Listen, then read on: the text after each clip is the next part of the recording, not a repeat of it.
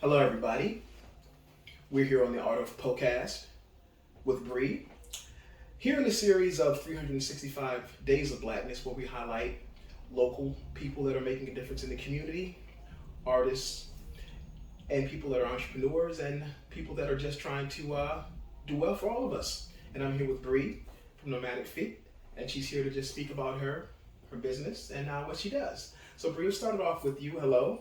Hello. And nice to meet with you again. Thank you. All right. So first question I want to start off with is where are you from and how was your childhood? So I am originally from Lithonia, Georgia, which is outside of Atlanta. I basically grew up in that area, moved to different outside cities, I guess, outside of Atlanta, but I had a great childhood, surrounded by family. Yeah. Okay, awesome. And how long have you been in this area? So I moved to Tampa in 2018. Okay. So 6 years. 6 years. And how are you liking it so far? I love it. All right. Yeah. All right. Well, awesome. Okay. So when did you realize that you were talented as an artist? Oh man. So I was maybe about So I've probably been drawing. Of course, I loved coloring books when I was younger. So from the age of 2. Okay. But let's just say I was probably around 8 or 10. I remember between 8 and 10, there used to be these commercials on TV. And there was one, a college that would send you a pamphlet to draw. I remember it was a house you had to draw in order to get into this online college. And my dad ordered it for me, and I did that drawing. And we sent it in, and they actually wrote me back and were like, hey, you're a good artist, but you're too young. So I think around that age is when I really started to develop my artistic abilities. Okay, that's awesome. Okay, Yeah. so when did, what, I guess, say that, as you were realizing that you were a great artist and you were coming up and growing up, when did you, I guess, say, what struggles did you have in making your art from just something that you loved to do and you were good at to being profitable, or were there any? How did you take us through that process? So of course, growing up from 10 to present day, there were a lot of struggles. So at that age, I would say by the time I graduated, of course, I was kind of scared to be an artist. There was always this concept of being a struggling artist, you wouldn't make enough money. So I went to college, I started off in architecture, didn't really work. Right. So I moved into graphic design and printmaking, which I fell in love with. And after school, I did some internships, and I actually got hired as a graphic designer, which I've been working full-time as for the past 9 years. Okay. So I think when it comes to my business, that whole time I was kind of afraid to actually launch my business because, I was working full-time and I was afraid that I wouldn't make enough money. Right. So it wasn't until I actually moved to Tampa where I didn't have as many distractions. I was able to actually focus on what I ultimately want, which was actually launching my business. And when I was in Atlanta, maybe around 2013, I said, I'm going to have a business. I want it to be called Nomadic Fete. Maybe 2015. And so when I came to Tampa in 2018, I was like, okay, it's time for Nomadic Fete. And I just went with it. So that's awesome. And speaking of the name Nomadic Fete, how did you come up with the name? So nomadic stems from traveling, roaming around from place to place. And fete is actually a Caribbean word that is an all-inclusive party. Everything's included. It's a good time. So being that I don't have a brick and mortar, I travel. I was Nomadic Fete. Right. It's totally right. That's an awesome name. Yeah, thank you. Absolutely. Okay. So what's your favorite food? Okay, my favorite food is, I love spicy food. Okay. But I love Thai. Okay. Thai food is my favorite. Any particular dish or just? I love a massaman curry. Okay. The yellow curry. Okay. Yellow curry. Now, you like Thai food, or what about you as far as a cook? Or do you like to cook, or do you like to order? How do you get your food? Okay. So I've been into like meal prepping. So I use a meal prep service that assists me in cooking. Okay. I'm not the best cook, Okay. but I do enjoy it. I Okay. think it's an art form, and I have to be in that mind space, Right. like, oh, I'm gonna cook, and it turns out however it turns out. Okay. And as long as it's edible, I'm Right. good. Okay. Well, that sounds good. I think we all struggle a little bit through that to get to where we need to get to, but we get there eventually. Yeah. All right. Yeah. So, Brew, what does success look like to you ultimately?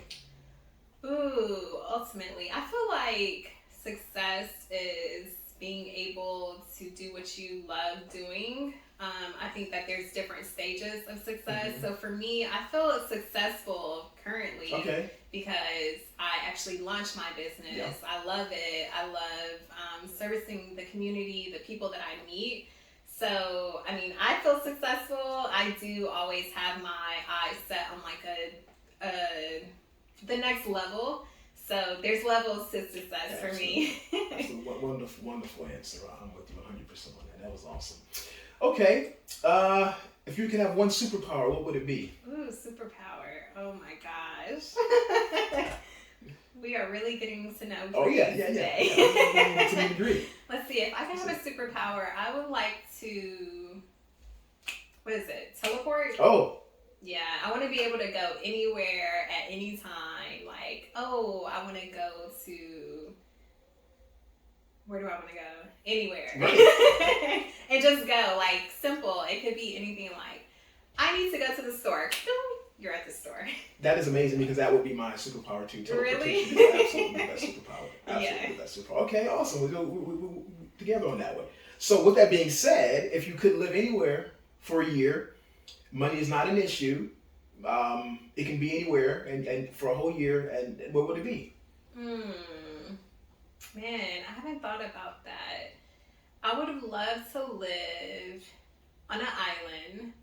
I don't know. So I don't have a specific place. Okay. But I would love to, this is my vision of where I would live. Right. So it would be an island. Okay.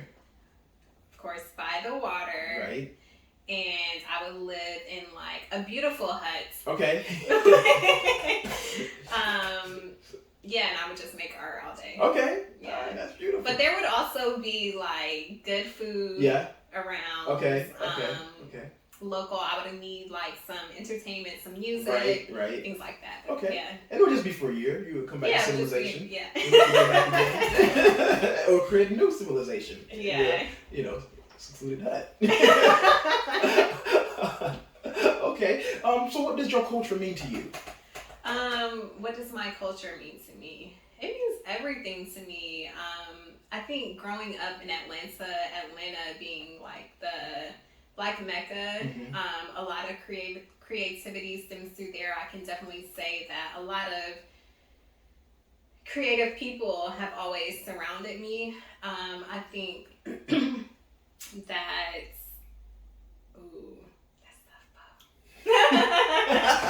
what does my culture mean to me? Yeah. It means everything. That's a great answer. Giving back to the community. I love supporting other artists.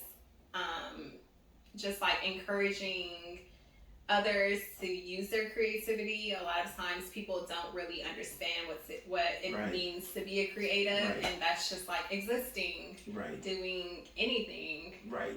So That's amazing. And on top of that, then, so as an artist, we know that you actually do give back and do for the community. But do you feel as an artist or as a person, do we owe anything to our community? I think that our community, where you live, does so much for you, right? You live there. Right. So I feel like, why wouldn't you want to? I couldn't see myself being in a space and not wanting to provide something to that space that it's already giving to me. Right. So I guess, I do feel like you should, if it's volunteering or just like walking, like being in your community, to me is important. Absolutely. I agree 100%. Amazing answer. All right. So tell us about Nomadic Fete. Okay. So Nomadic Fete is a traveling paint party. I create custom canvases. They're 8x10. And I provide paints, easels, and instruction. I host them. So normally my parties are about a 2-hour session. I do anywhere from like private parties, birthdays, events, corporate. Okay. Yeah, okay. so it's just a good time. Absolutely. And how can people get in contact with you? If they would like to So I am take advantage on Instagram at Nomadic Fete Art and Facebook, which I could do a lot better with Facebook, but I am there. I have an email, which is nomadicfetart@gmail.com. Okay. And I also have a phone number, which you can reach me. All of that information can be found on my Instagram. Right. Absolutely. So. And how do you spell Nomadic Fete? Because I know, we have to spell it out phonetically. Yeah. So it is NOMADICFETEART. Absolutely. Nomadic Fete Art. Okay. Thank you, Bree. Is there anything else you want the people to know about you or what you do, anything like that? I think you should follow me on Instagram for sure. Do that. I post a lot of content there.